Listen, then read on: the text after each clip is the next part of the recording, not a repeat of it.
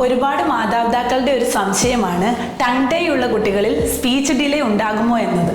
എന്താണ് tongue tie അഥവാ നാവിലെ കെട്ട്? കുട്ടികളുടെ ടങ് ടൈ എപ്പോൾ എങ്ങനെ തിരിച്ചറിയാം? ഇതുകൊണ്ടുണ്ടാകുന്ന ബുദ്ധിമുട്ടുകൾ എന്തൊക്കെയാണ്? കിഡ്സ് വേയിൽ നിന്ന് അനുവാണേ. പോകാം ഇന്നത്തെ വീഡിയോയിലേക്ക്. ടങ് ടൈ അഥവാ നാവിന് കെട്ട്. ടങ് ടൈ എന്നത് കുഞ്ഞുങ്ങളിൽ ജന്മന കണ്ടുവരുന്ന ഒരു അവസ്ഥയാണ്. ഇത് കുഞ്ഞുങ്ങളുടെ ടങ് മൂവ്മെൻറ്റിനെ ബാധിക്കുന്നു.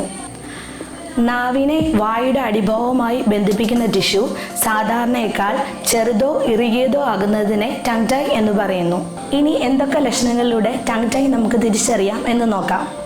ആദ്യമായി കുഞ്ഞിന് മുലപ്പാൽ നുണഞ്ഞു കുടിക്കാനുള്ള ബുദ്ധിമുട്ട്, ചെറിയ ഇടവേളകളോടെ ദീർഘനേരം ഭക്ഷണം കഴിക്കുക, കുഞ്ഞ് പാൽ കുടിക്കുമ്പോൾ ക്ലിങ് ശബ്ദം ഉണ്ടാക്കുക, കുഞ്ഞിന് ശരിയായ അളവിൽ ഭാരം കൂടുന്നില്ല, കുഞ്ഞ് നാവ് ഉയർത്തി അണ്ണാക്കി തൊടുന്നതിനോ ഒരു വശത്തു നിന്ന് മറുവശത്തേക്ക് നീക്കുന്നതിനോ ഉള്ള ബുദ്ധിമുട്ട്, നാവ് പുറത്തേക്ക് നീട്ടുന്നതിനുള്ള ബുദ്ധിമുട്ട്. നാവ് പുറത്തേക്ക് നീട്ടുമ്പോൾ അത് ഹൃദയാകൃതിയിലോ ഒരു നോച്ച് പോലെയോ കാണപ്പെടാം. ടങ് ടൈ ഉള്ള കുഞ്ഞിന് നേരിടേണ്ടി വരുന്ന പ്രശ്നങ്ങൾ എന്തെല്ലാമെന്ന് നോക്കാം. കുഞ്ഞുങ്ങളിൽ പോഷകാഹാരക്കുറവിന് കാരണമാകുന്നു. സംസാര പ്രശ്നങ്ങൾ. വ്യക്തമായി സംസാരിക്കുവാനും ട, ഡ, ല, സ് തുടങ്ങിയ ശബ്ദങ്ങൾ ഉണ്ടാക്കുവാനും അതുപോലെ തന്നെ റ് ശബ്ദം പറയുവാനും അവർക്ക് ബുദ്ധിമുട്ടായിരിക്കും. കുഞ്ഞിന് ഭക്ഷണം പ്രോപ്പറായി ചവയ്ക്കുവാനും വിഴുങ്ങുവാനും ബുദ്ധിമുട്ടുണ്ടാകും. വായിൽ കുടുങ്ങിയ ഫുഡ് പാർട്ടിക്കിൾസ് നാവ് കൊണ്ടെടുക്കുന്നതിന് പ്രയാസപ്പെടും. ഇത് പല്ല് ക്ഷയിക്കുന്നതിനും മോണയുടെ വീക്കത്തിനും കാരണമാകുന്നു.